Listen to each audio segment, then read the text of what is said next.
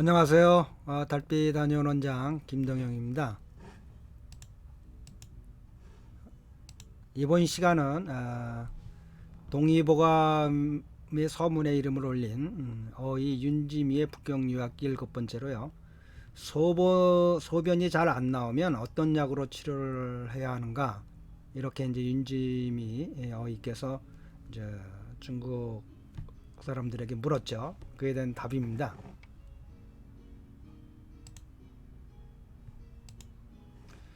이제 필답으로 했으니까요. 왜냐면 그 중국말을 할 수는 없었잖아요. 그 어이들께서, 우리나라 조선의 어이들께서, 그러니까 이제 당대에 다 전부 한자를 썼기 때문에 중국 사람은 중국말이라고 하죠. 우리는 한자라고 하죠. 그 한자를 갖고 이제 문답으로 한 거죠. 아, 필담으로. 그래서 묻기를, 그 이제 이걸 중국 측에서 기록해 놓은 겁니다. 묻기를 어떻게, 조선 어이가 묻기를 소변이 불리하면 어떤 약으로 치료를 하면 효과를 봅니까? 즉 소변이 시원하게 안 나오는데 그러면 어떤 약으로 치료를 해야 됩니까? 이 답을 이제 뭐라 그랬냐면, 소변이 불리한데도 그 원인이 세 가지로 따질 수가 있다. 그러니까 원인에 따라 치료되니까 변증하라는 얘기죠. 소변 분리라고 그냥 무슨 약을 쓰고 무슨 처방하냐, 이게 지금까지도 한국에서 내려오는 동의보감의 사상이거든요. 지금까지도 그 동의보감계로 쓰이는 거예요. 증세에 맞는 처방들이 주르륵 약하고 들어있으니까. 근데 중국에서 진짜 한의학도 의학이니까 병의 원인을 따져서 치료해라, 그게 변증입니다. 그러니까 묻는 것부터 답과 차원이 다른 거죠, 서로. 그러니까 중국 사람들 같으면 이렇게 묻지를 않았겠죠. 선생님, 소변 분리하면 어떻게 변증해서 어떻게 치료해야 됩니까? 이론이 뭐가 있어? 이렇게 나왔을 텐데 한국 그 당시 어이도 소변 분리하면 무슨 약을 치료합니까? 그렇게 물은 거예요. 그러니까 이 답하는 사람이 뭐라 그러냐면, 소변이 불리한데도 원인이 세 가지가 있을 수 있다. 이 말고도 있을 수 있어요. 예. 왜냐면 첫 번째는 뭐냐면 액이 우리 몸의 수액이 어디로 몰리냐, 장과 위로 주로 몰리면 대변이 묽고 소변은 시원하게 안 나온다. 그렇죠? 일정한 수액, 이게 지금 상한론에서 보고 있는 대변이 막혔냐 안 막혔냐를 따질 때 우리 수액대사 중에서 소변의 상태를 봐서 대변의 상태를 파악하는 수도 있다라고 지금 배우고 있는 거 아니에요? 그러니까 소변으로 많이 나오면 대변이 딱딱해질 수밖에 없다. 왜냐하면 수액이 장과 위로 잘 못 가니까. 근데 반대로 소변이 불리한 이유 중에 하나도 거꾸로 장과 위로 수액이 다 몰려버리면 소변 나올 게 없으니까 껄끄러울 수가 있다. 또는 하초에 열이, 하초라 그러면 신장과 방광이 있는 것이죠. 열이 꽉 쌓여 있다. 그러면 진액이 뜨거워 열이 나갖고 잘 돌지를 못한다. 열이 쌓여가지고. 또 한 가지는 비위의 기가 잘 순조롭게 비위가 막혀 있다는 얘기는 뭐예요? 비위의 기능이 제대로 안 된다는 거죠. 비위의 기가 안 된다는 얘기는 비위의 기가 껄끄럽다는 거, 잘 순조롭게 돌지 않는다는 얘기는 비위가 기능을 제대로 못하면 뿌능 텅띠아우셔있다오, 우리 몸에서 뭐합니까? 제일 먼저 수액을 소화 흡수하는 곳이 어디예요? 비위인데 비위 기가 잘 돌지 않아, 즉 기능을 잘 못해. 그러면 어떻게 해요? 수도의 기능이, 물의 흐름의 기능이 조절해주는 기능이 안 돼갖고 아래 방광으로 보내주지를 못하니까, 보내서 오줌을 만들지 못한다, 이런 뜻이에요. 그래서 오줌이 나올 수가 없다. 그러니까 비위가 약해도 결국은 뭡니까? 수액대사의 한의학적인 수액대사를 이해해야 되는 거죠. 이분이 뭐 전면적으로 쓰지는 않았지만 첫 번째가 어디예요? 비위에서 하고, 그 다음에 그 비위에 소화 흡수되는 기능들은 어디로 갑니까? 수액은 위로 비장의 기능에 의해서 폐로 보내지고, 또 폐에선 또 어디에요? 폐가 전신에 뿌려주고, 그러면 삼초를 통해 가지고 하초로 내려와 가지고 신장과 방광을 통해서 작용에 의해서 소변이 돼서 나오는 거거든요. 그럼 이 과정 중에 어떤 것도 이상이 있으면 뭐예요? 소변이 불리할 수가 있죠. 그럼 뭐 그에 따라서 원인을 찾아서 치료하는 거죠. 여기 뭐 그 사람의 사상이 뭐 어떠냐, 뭐 의미가 없는 거예요. 뚱뚱하냐 안 뚱뚱하냐까지 뭐 마르냐까지 요즘 얘기 나오는데 정말 왜 그런 걸 봐요? 그 사람이 지금 어떤 원인으로 병이 생겼냐를 이게 의사지요. 정말 상상할 수 없는 일들이 벌어지고 있어요. 예. 그러면서 또 말하기를 이동호는 비유론을 쓴 이동호는 말하기를 모두가 사기의 열로 인해서 병이 된다. 즉 소변이 안 나오는 것은 열사로 인해서 열이라는 사기가 열이 차가지고 그런 것이다. 그런데 모두는 아니죠. 그런데 그 중에서 기분의 열이 있냐, 기의 열이 쌓였냐, 혈분의 열이 쌓였냐를 나눠서 치료해야 된다.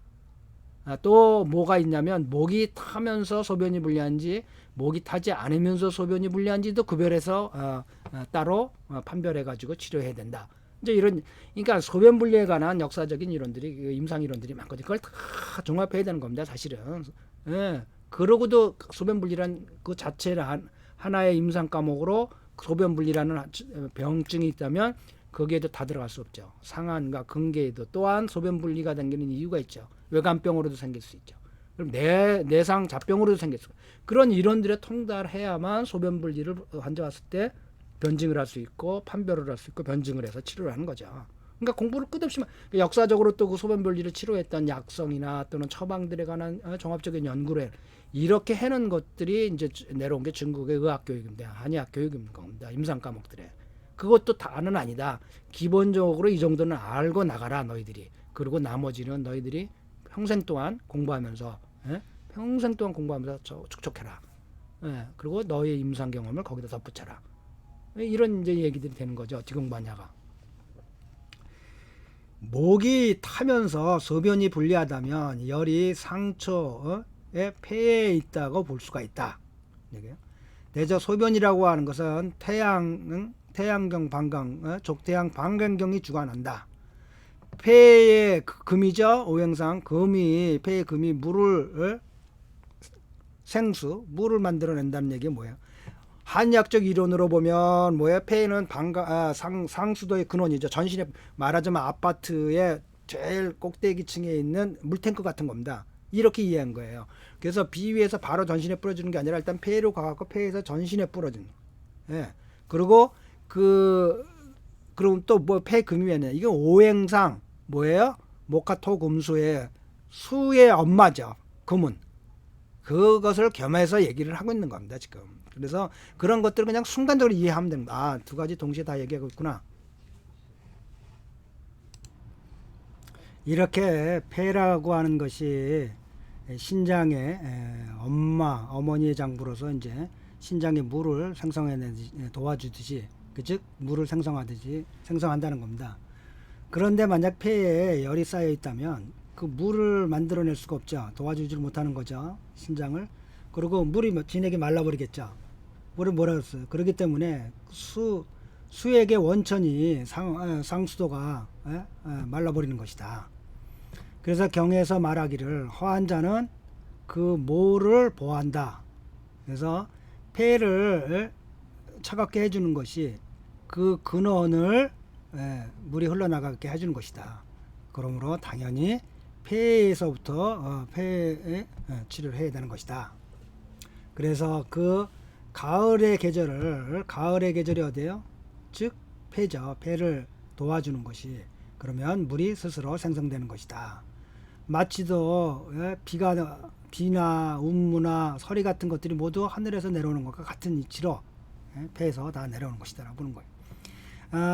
약성을 따져보면 약에는 그 기미론이죠. 약성을 볼 때 있어서 기미론인데 약성의 기가 얇은 자가 있다는 거예요. 호흡 아주 두꺼운 게 아니라 얇은 자가 있는데 이런 거는 양 중에 음이라고 할 수 있다. 그래서 그 가을에 차갑 맑고 속살의 기를 얻어갖고 생성된 것들은 그런 것들은 무엇이든 폐의 부족함을 도와줄 수가 있는 것들입니다. 그래서 담백한 맛은 또한 잘 소변을 보게 해주는 약들이다. 참사의 약. 왜냐하면 이건 우리도 알고 있는 얘기들이죠. 혈압 환자들 왜 짜게 못 먹는 얘기. 짠 것들은 물을 흡수해서 혈관 속으로 물을 흡수하니까 소변을 못 나오게 하죠. 그러니까 이뇨제들을 한약의 소변이 잘 나오게 하는 약들은 다 담백한 맛들이에요, 대부분이. 그것이 차든 더운 약이든. 그래서 또 한 가지로는 목이 타지 않으면서 소변을 잘 보기 힘든 사람들이 있는데, 열이 하초의 혈분에 있으면 이렇게 된다. 그래서 열이 하초에서 뭉쳐갖고 막혀져 있기 때문에, 그럼 하초는 신장과 방광인데 중의 음인 기운들을 갖고 있는 것이다. 그렇죠? 신장 중의 음이죠. 그래서 음이 열사를 받아가지고 그 꽉 막혀가지고 흐르지를 못하는 것이다. 영로에는 말하기를 차가운 기운이 가슴 속에 있으면 가슴이 이렇게 막혀갖고 뭘 들어갈 수가 없어요. 뭐가 가슴이 차가운 기운이 꽉 막히면 그럼 가슴이 막힌다고. 열이 하초에 있으면 그것을 뚫고 들어갈 수가 없어요. 그 막혀져 있어가지고 열로. 그래서 차가운 물의 기운으로 화한 것들은 그 기미가 모두 음성인 약이에요. 그래서 그거는 열을 제거해 주죠. 차가운 물의 기운으로 되어 있는 약성이니까. 그래서 그 열이 막혀져 있는 것들을 뚫어주고요. 이게 뭐 한약 치료의 기본 아니에요? 찬자에겐 더운 약으로, 더운 열 있는 자는 찬약으로. 지금 그 얘기를 복잡하게 쓴 거죠. 경에 말하기를 음이 없으면 양도 생성할 수가 없죠. 그게 유명한 뭡니까? 장경학 할아버지의 팔미, 신기환에 관한 해석이에요. 육미로 음을 보호하면서 그 육미에다가 계지와 부자라고 하는 양을 약 두 가지밖에 안 넣는데 그게 전체적으로 뭐예요? 신장의 양길덕분약이라는 겁니다. 신장의 음을 보호하는 약 6가지에다가 2가지 약을 넣어가지고 양기를 덕분약을 넣어가지고 신장의 양기를 덕분약. 왜 그러냐? 장경화 할아버지가 유명한 촛불론을 얘기하는 거예요. 촛대가 없이 촛불이 어떻게 형성될 수가 있냐? 촛대가 든든하고 커야만 끊임없이 불이 타오를 수가 있다. 양기가 타오를 수 있다. 이런 얘기를 하는 겁니다. 만약 담삼의 약을 잘 이렇게 이뇨작용을 할 수 있는 담백한 약들을 복용하게 되면 그 성질이라고 하는 것은 양 중의 음인데 순전한 음만 갖고 있는 약재가 아닌 것이다. 담삼의 약은 양이 그러면 뭐예요?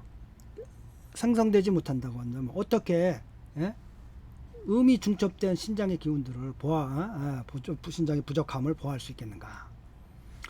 비록 물의 차가운 기운이 영향받아 생성된 것들을 이용하게 되는데 그 물의 땅의 차가운 기운으로 생성된 것들이 뭐냐면 아주 쓴맛의 약들이라는 겁니다. 또한 하늘의 차가운 기운으로 생성된 것들은 또 뭐예요? 크게 차가운 약들이야. 여기. 이러한 기미로 기도 음이고 맛도 음인. 그러니까 뭐예요? 쓰고 찬약이겠지. 아주 쓰고 찬약.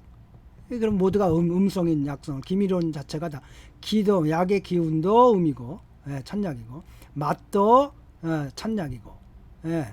그럼 쓴 약은 음에서 중의 음이다. 이렇게 크게 차가운 기운과 사람의 차가운 기운을 본받아서 사람은 신장을 생성하는 것이고, 그래서 이렇게 크게 차갑고 뭐예요? 기운이 신장과 방광을 보호해 주는 것이다. 양 중의 음인 열과 화의 사기가 그 하초를 막고 있기 때문에 그래서 소변이 안 나올 경우에는 크게 차고 쓴 약으로 치료를 하는 것이니 치료법은 당연히 한인러용이다. 차갑기 때문에 열이 있기 때문에 찬약을 쓰는 것이다. 이게 뭐 기본적으로 한약의 정치법이냐 바른 치료법이잖아요. 그래서 열이 상초에 있을 때는 치자나 황금의 유를 쓰게 되는 것이고, 열이 중초에 있을 때는 황련이나 작약 종류를 쓰는 거고, 열이 하초에 있을 때는 황백이나 지모의 종류의 약들을 쓰는 것이니 이게 다 뭐예요? 크고 쓰고 찬 약들이죠. 그러니까 습열을 잡는 대표적인 사망의 약성을 지금 이렇게 논했는데요. 황련이 뭐 상초고 중초에 황금으로 보는 사람들도 있어요. 대부분은 그렇게 가르치죠. 그래서 황련이 주로 어디에 들어갑니까? 심장의 열을 떨어뜨리는 데 들어가고요. 황금은 신장이나 위의 열을 떨어뜨린 데도 많이. 또 두 개는 다 상처 중처에 복합해서 쓰죠. 대표적으로 하초의 열을 치료할 때 수비를 치료할 때 황백. 그래서 예, 지황, 지배관. 예, 뭡니까? 지모와 황백을 더해 가지고 하초에 허열이 있으면서 예, 음이 부족해서 열이 있는 사람들에게 육미에다가 황백과 지복을 넣어 가지고 열을 잡아주면서 음을 보여주는 그런 약성들이 다 이와 같은 이론적 근거를 갖고 나오게 되는 겁니다. 그래서 약성 하나하나 치료법 하나하나도 다 뭐에 근거하냐? 이분들 다 변증, 약성도 처방도 이론도 전부 변증에 맞춰서 공부를 하게 되는 겁니다. 그래서 수도 없는 병들을 나중엔 자유자재로 보고 약을 자유자재로 짓고 처방하게 되는 거죠. 꼭 방제에 400년 전에 죽은 처방에 동의보감 처방에 근거해서 치료하는 것이 아니라 자유자재로 자기 마음대로 약성에 맞춰서 이런 이론들 입각해서 치료를 하는 거죠. 그걸 가르쳐주고 있는 겁니다. 지금 윤주미에게. 근데 윤주미 어이가 근데 조선의 어이들이 이런 얘기들을 얼마나 이해했는지 모르겠어요. 이런 변증론치의 사상들을. 이것도 완벽한 건 아니죠. 이 사람도 선비였기 때문에 실제 의사를 했던 사람도 아니고 자기 나름의 이론을 자기가 공부했던 취미로 공부한 게 이렇게 공부했다는 겁니다. 취미삼아 한의학을 공부했는데 근데 한국의 어이들은 그 취미삼아 공부한 중국의 선비만도 못한 형편없는 수준이었다는 걸 알 수가 있는 거죠. 네. 네, 각각의 교재는 네이버 밴드 한의학 다 함께 연구해요. 들어오시면 다운받을 수가 있습니다. 네, 구독과 좋아요 눌러주시면 좋고요. 자, 모두 빛과 사랑이 넘치는 복되고 즐거운 생활 되시기 바랍니다. 밴쿠버 달빛 한의원 원장 김동영이었습니다.